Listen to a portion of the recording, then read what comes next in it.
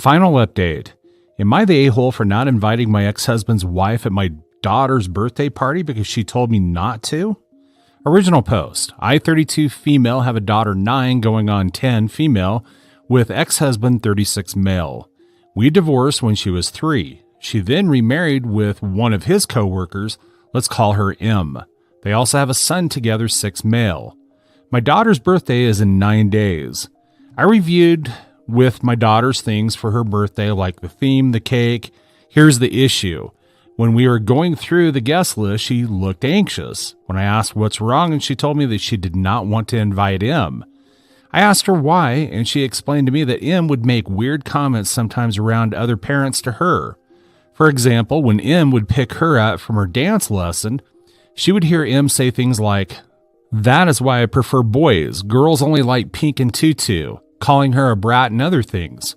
She told me that every time her brother, M and H's kid, would do something to annoy her, like breaking her toys, calling her names, starting a fight, M would always defend her son and punish her every time and say, "Boys will be boys," or some crap like that.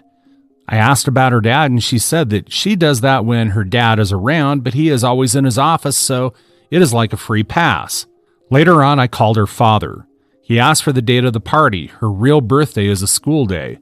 I told him that his wife was not invited, and I think I was in the loudspeaker because I heard M screaming at me saying that I destroyed her family.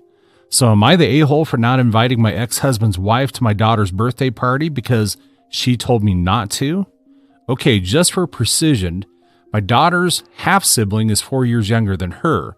She was born in April while he was born in March the next year after the divorce. He just turned 6. But it is true that we discovered because my ex-husband told me he was in love with M and wanted to confess. We have a 50-50 custody. He has a busy job. My daughter explained that she never told me, her dad, that she was scared of ruining her father's marriage because he seemed so happy. Now for comments before reading the update. Not the a-hole. Ideally, you want everyone to get along and have your daughter and her half-sibling to have a relationship. But you can't have that if your husband's wife is being verbally abusive to your daughter. Dad needs to intervene and insist his wife behaves and gets counseling to address her toxic jealousy of his daughter. I totally agree with that. Yeah, Dad needs to step in or he's going to risk ruining his relationship with his daughter. Sounds like it's already on that track anyway. But OP really needs to get him to understand that this is only for her daughter's benefit. If you do the math on the timing, Dad already risked ruining things by cheating. 3 to 4 year age gap between the kids, and the divorce happened when the daughter was 3, so stepmom was already pregnant. Not the a-hole. M should not be invited to your daughter's life at all. You should discuss this with your ex-husband immediately. If he is unaware of this, he must know. If he knows and doesn't support your daughter, then he should change or get out of her life as well. This bullying will seriously traumatize her. Now for the updates. Update 1. So a lot has happened. First of all, I met my ex for lunch alone. I explained everything that my daughter told me. At first, he was defensive and told me that she was overreacting. I replied that even if that were true, his relationship with his daughter is at risk. I gave him a choice, fix the problem or I go back to court for more custody. Friday, when I came to pick up my daughter at his house, I talked to her in private, and she told me that her dad spent time with her, picking her up from school and activities, helping her with homework, and playing with her. M then told me that she accepts not going to the party, but still wanted to see my daughter blow out her candles on her actual birthday. She baked a cake and asked her, my daughter, if she was okay with doing it before leaving. She seemed okay with it, so we gathered around the cake, my daughter, M, X, and half-brother. When my daughter blew out the candles, M Jr. decided that the good thing to do would be to smash my daughter's face into the cake.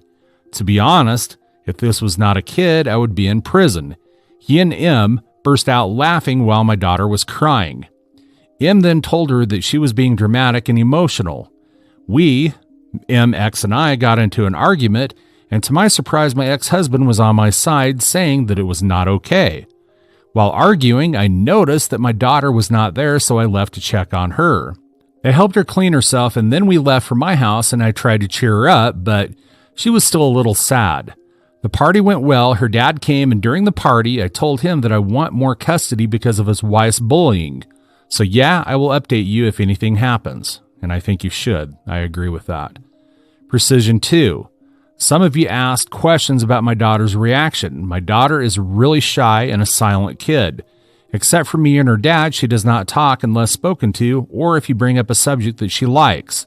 When something upsets her, she stays silent and cries. It's always been like that, and it is what she did. Started crying and going to her room. Update 2. Hi, I saw that many of you asked for an update. My daughter, after the cake incident, I asked her questions about whether M, half-brother, had ever laid hands on her, played such pranks on her, or behaved inappropriately. We never know. She told me no, explaining that the fights with her half-brother are mainly him annoying her.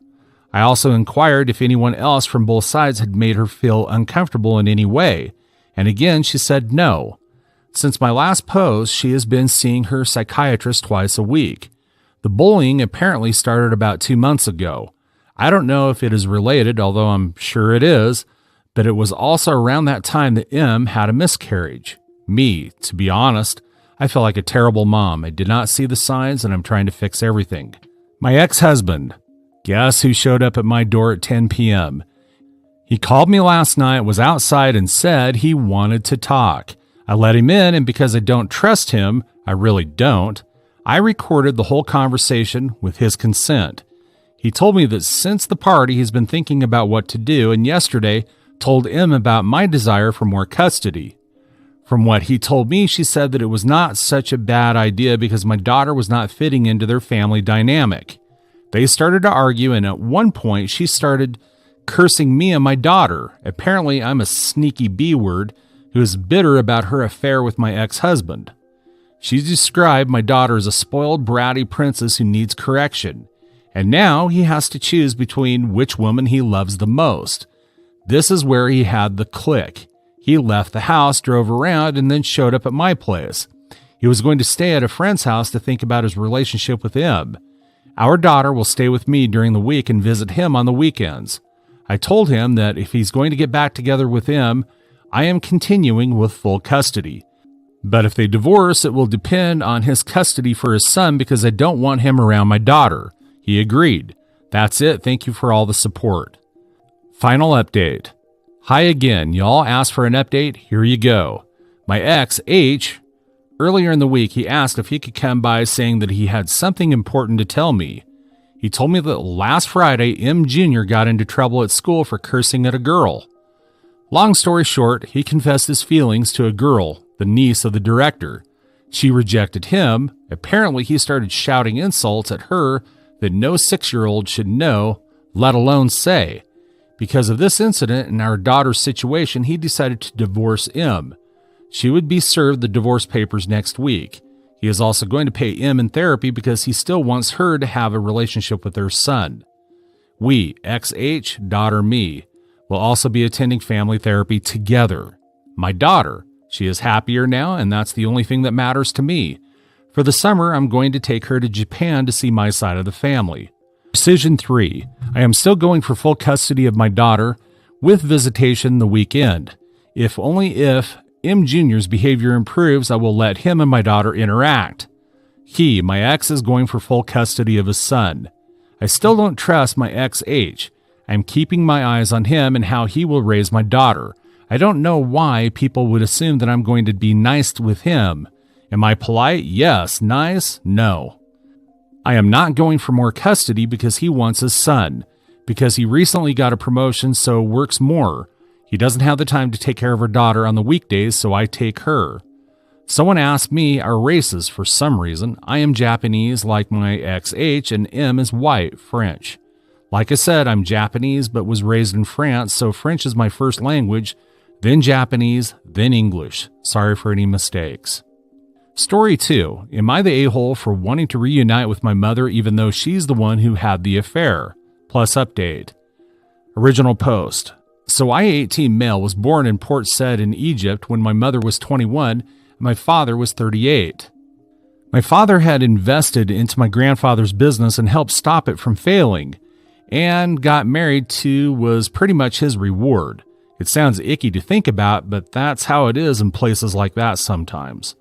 When I was 10, my mom admitted to my dad that she's been having an affair with a guy named Syed when I was 8 years younger than her and asked for a divorce. Somehow my dad got actual proof of the divorce beyond just her words, and from what I understand, infidelity can be treated as a serious crime in Egypt.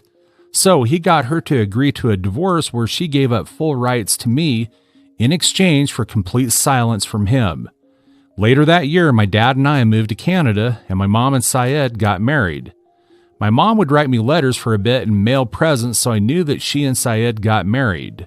Moved to Cairo, where they both got jobs and they had a daughter. From what I've been able to tell from the letters is that she's happy, and I don't really ever remember her being that way. Eventually, the letters became less frequent, and now I get like 3 a year. I got one earlier this month where she told me how proud she was that I was going to graduate from a Canadian school, and it made me cry. After graduation in July, I'm going to Egypt with my uncle to see family, and my girlfriend is going too because her family is from some city in the Sinai. I told my uncle that I want to take some time to go and see my mother, and he seemed uncomfortable with the idea because to him, the idea of the trip was to introduce me and my girlfriend's families to each other so we can get married after university. He talked to my dad about it, and my dad told me I'd be wrong to go. My dad pointed out that while he had taken full custody and may have been wrong to do so, my mother had never done anything other than write me a letter. She'd never tried to add me on social media. She'd never come to Canada to visit. She hardly ever phoned anymore. When I tried to argue, he started talking about how if she wanted to be with Syed, she would have divorced the right way, and what she did showed that she didn't think about me. When I told him that I still want to meet her, he huffed and said he was disappointed and seemed very sad afterwards. I know she really hurt him, but am I the a-hole for wanting to see her? Now for the update. Thankfully, I didn't make a big post, so I got a few comments which were focused on being helpful. I did go with my uncle to Egypt, and I did meet with my girlfriend's family, and I think that I won them all over. We're not formally engaged or anything, but we will be in about a year. Egypt is a lot different than I remember as a kid. People are a lot less open and more guarded. My girlfriend's family thought that because I was from Canada, I'd be partial to the MB because apparently immigrant kids are. It was really weird. But I did go to Cairo to see my mom, even though I promised my dad that I wouldn't see her. I know that what she did was wrong, and I do resent her for doing it, but I don't want to be the guy who didn't see his mom at all when he was a kid. I mean, if I'm getting engaged next year, then I won't be a kid then.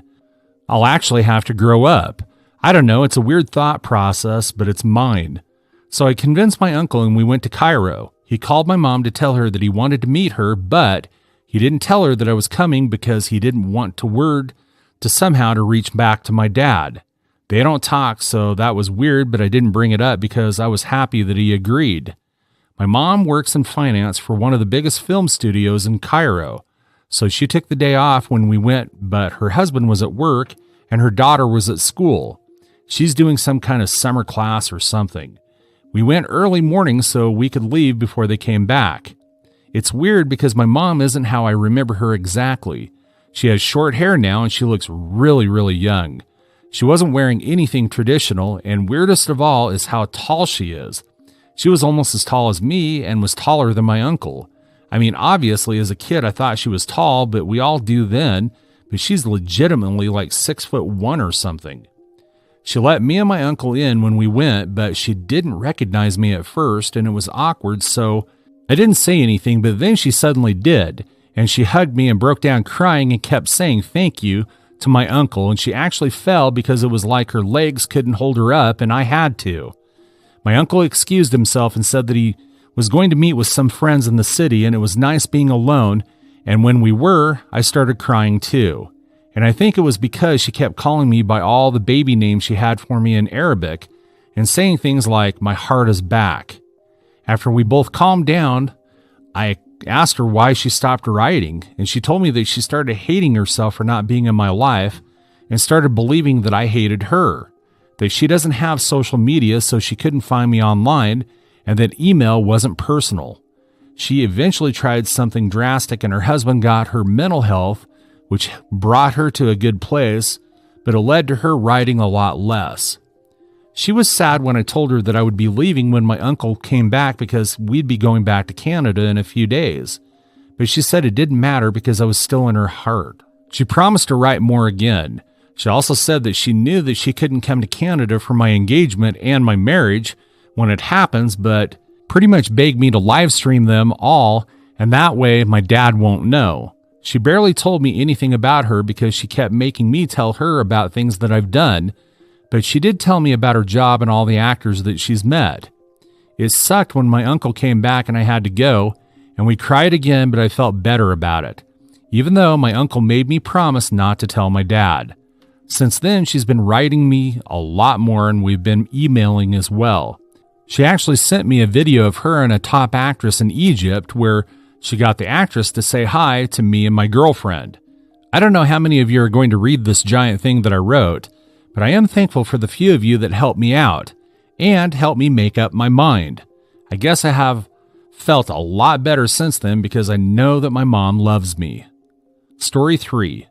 Am I the a-hole for being upset my wealthy best friend wouldn't let me borrow $5? My best friend and I have been friends for nearly 7 years. When we first met, she was struggling financially and lived paycheck to paycheck. At one point, her car broke down and she had no transportation to work, so I would let her borrow my car and never ask for gas money or anything in return. At the time, I was financially secure and was happy to help her out. As the years went by, my financial situation changed, and just like her, I began living paycheck to paycheck.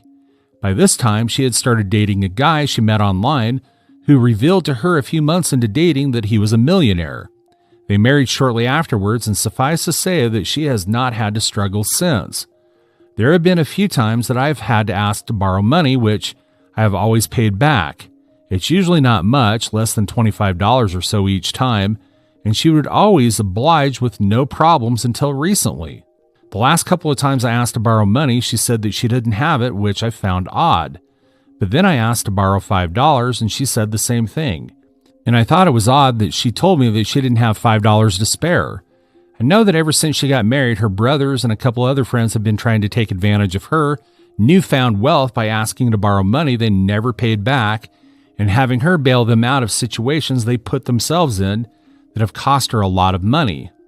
I started to think that maybe I'd forgotten to pay her back money that I owed at some point, so I reached out to her to ask if that was the case. When she told me that that wasn't the case, as in I had always paid her back, I told her I felt hurt because it felt like I needed her help with something. I used the example if I ended up in jail that I couldn't reach out to her for help because she couldn't even let me borrow $5. She replied and said that just like her brothers, I needed to learn how to budget my money better and that she can't be the one to bail everyone out. She said that when she was struggling, she had to work multiple jobs and did what she had to do. I replied and said that it was not fair for her to lump me in with her brothers as I've never done anything to take advantage of her, and I never would have said something like that to her when I let her borrow my car, and anytime she would ask to borrow money when she was struggling. I told her that I loved her, but that I was ending the conversation, and she replied that this is why money and friends should never mix.